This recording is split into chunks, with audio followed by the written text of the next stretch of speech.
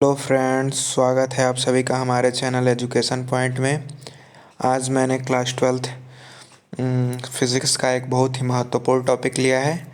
ये class twelfth physics के second part से है और टॉपिक का नाम है लेंस मेकर सूत्र।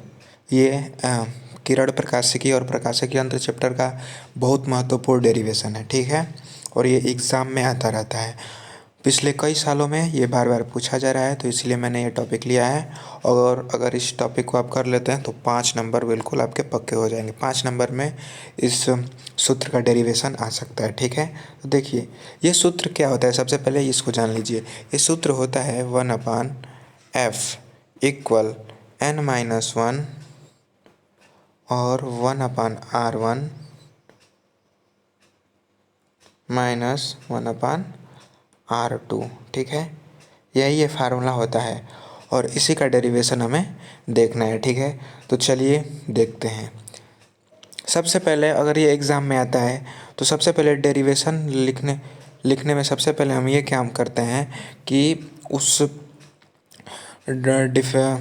डेरिवेशन में जो भी डायग्राम बनता है उस डायग्राम के बारे में लिख लेते हैं, या हम कुछ उससे पहले मानते हैं तो उसको लिखना पड़ता है, ठीक है। तो सबसे पहले हम लिखेंगे कि माना एक पतला लेंस L वायु में रखा है। देखिए ये एक लेंस है, इसको हमने वायु में रखा है, ठीक है। उसके बाद लेंस के पदार्थ का अपवर्तनांक n है। इस लेंस का जो पदार्थ है उसका अपवर्तनांक n है। इसके पहले व दूसरे पृष्ठ की वक्रता त्रिज्याएं क्रमशः r1 व r2 हैं। देखिए ये वाला जो पृष्ठ है इसकी त्रिज्या r1 है और ये दूसरा जो पृष्ठ है इसकी त्रिज्या r2 है, ठीक है। तो देखिए, तो इसमें लिखा गया है कि इसके पहले व दूसरे पृष्ठ की त्रिज्या r1 व r2 है। माना लेंस की मोटाई t है, लेंस की जो मोटाई है वो t है और इसके मुख्य अक्ष पर एक बिंदु वस्तु O प्रथम पृष्ठ P1 से u दूरी पर रखी हुई है।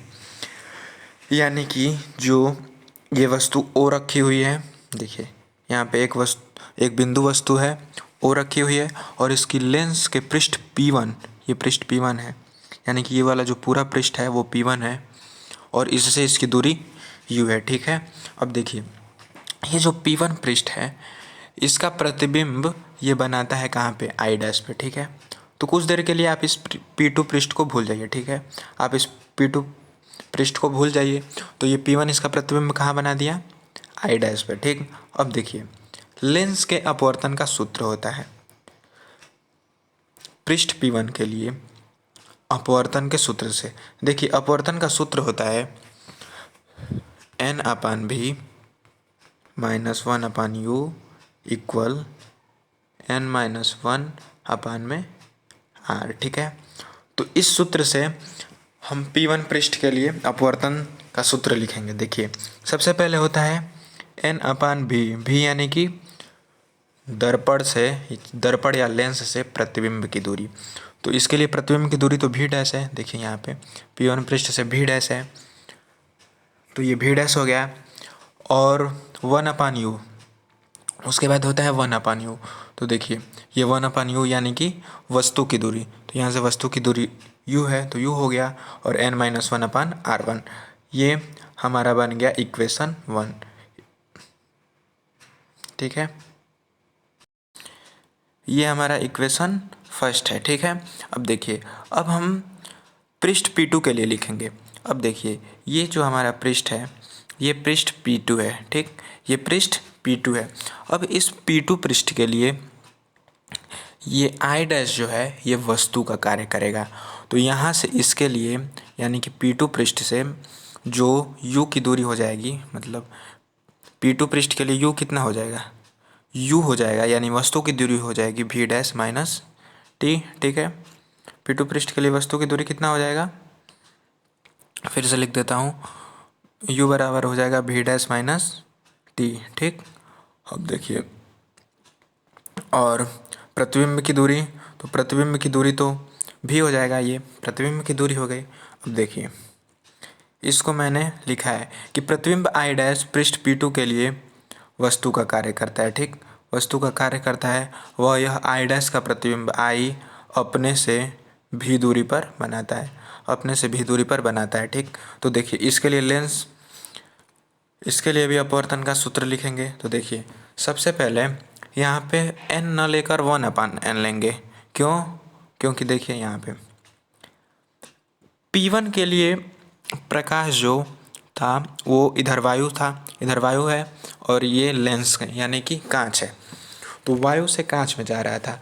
लेकिन P2 पृष्ठ के लिए ये जो किरण है वो कांच से वायु में जा रही है, तो अपवर्तनांक इसका उल्टा हो जाएगा। इसीलिए यहाँ पे 1/n लिया गया है। ठीक है, और इसके लिए u तो v डैश माइनस टी होगा।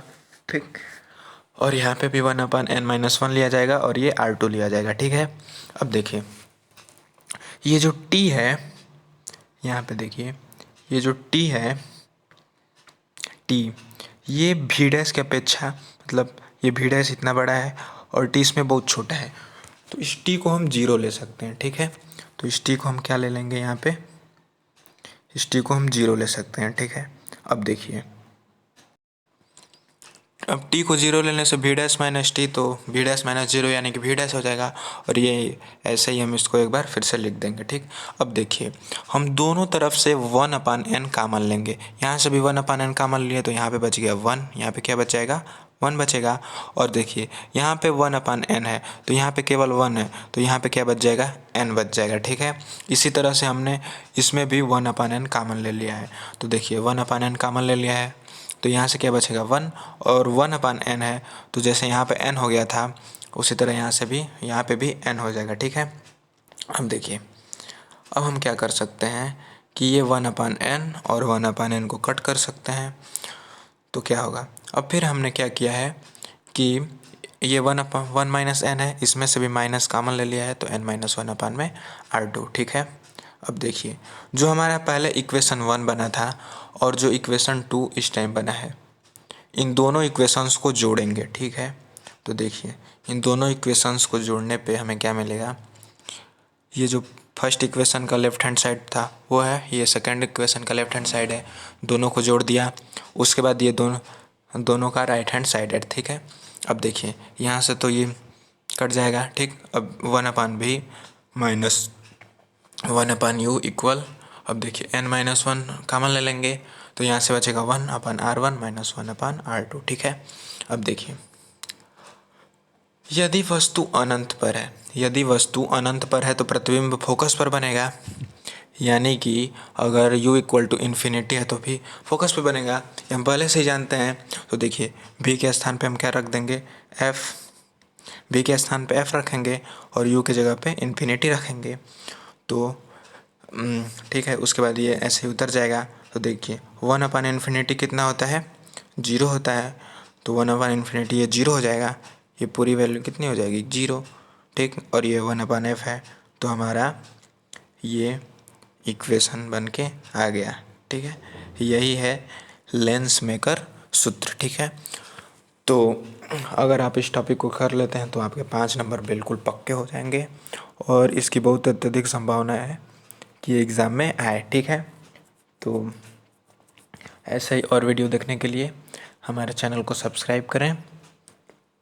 मिलते हैं आपसे अगले वीडियो में।